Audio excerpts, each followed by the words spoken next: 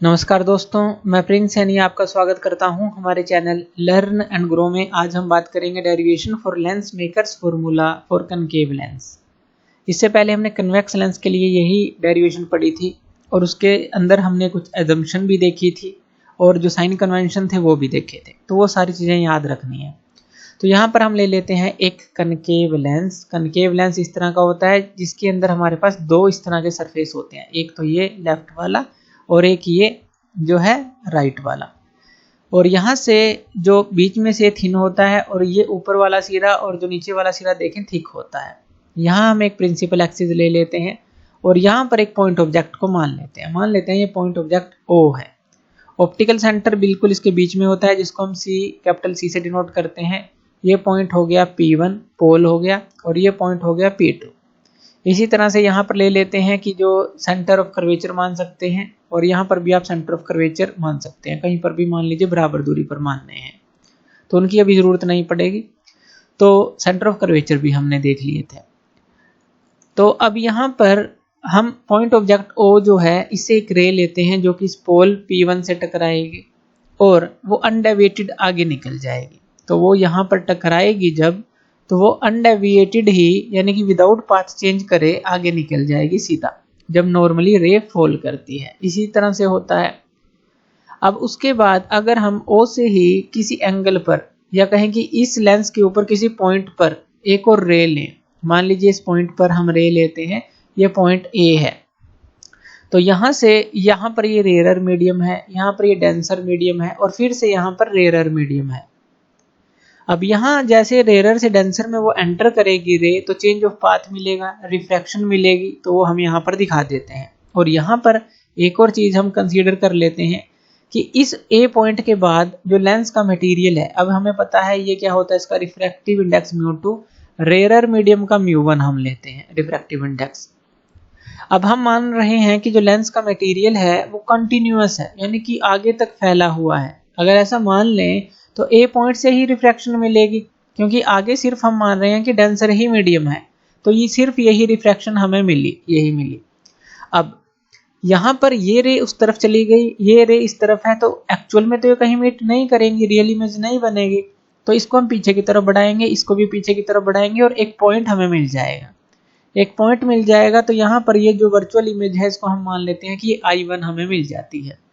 Optical centre से यानी कि C से इस I1 तक का डिस्टेंस हम मान लेते हैं V1 मान लें, VI मान लें तो V1 मान लेते हैं। तो यहाँ तक का डिस्टेंस हमने मान लिया। और अगर हम ऑप्टिकल सेंटर से O तक का डिस्टेंस लें तो ये क्या होता है, हमारे पास U होता है।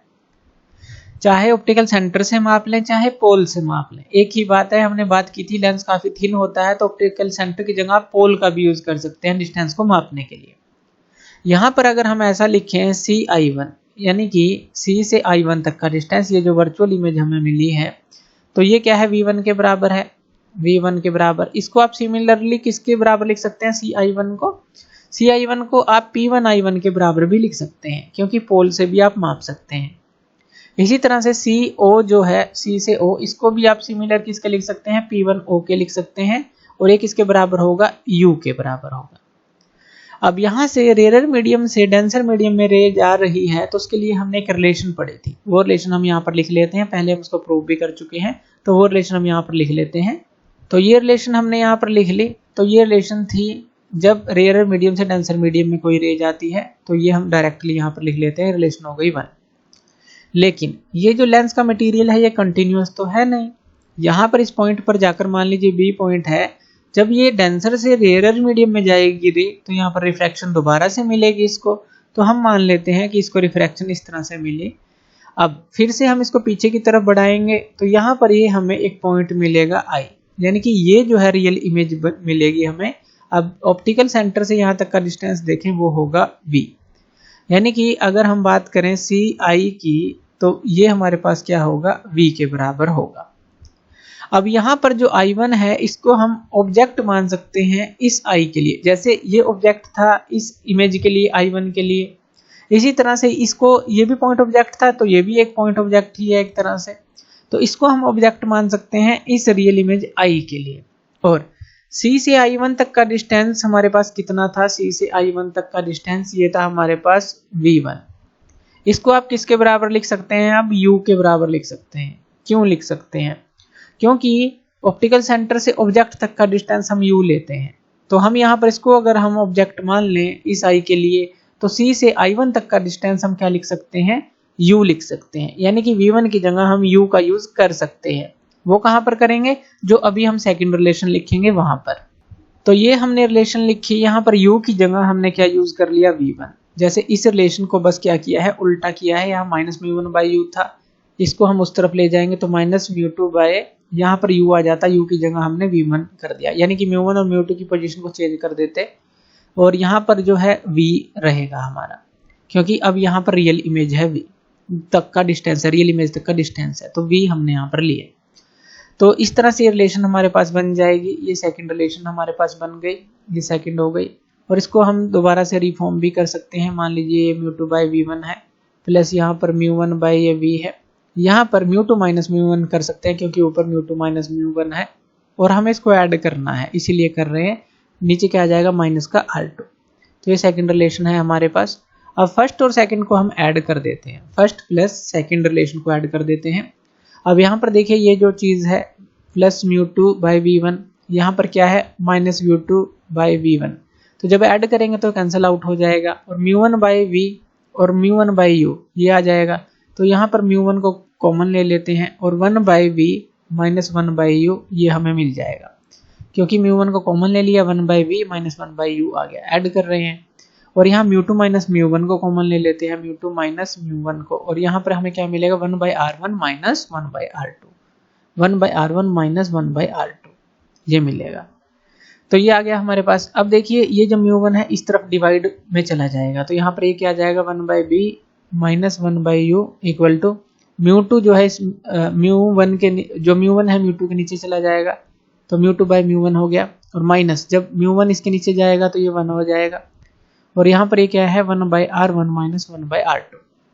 अब यहाँ पर देखिए जो mu two by mu one है, mu two refractive index lens material का, म्यू वन रिफ्रैक्टिव इंडेक्स जो है सराउंडिंग का, तो इसको हम क्या लिख सकते हैं? म्यू लिख सकते हैं।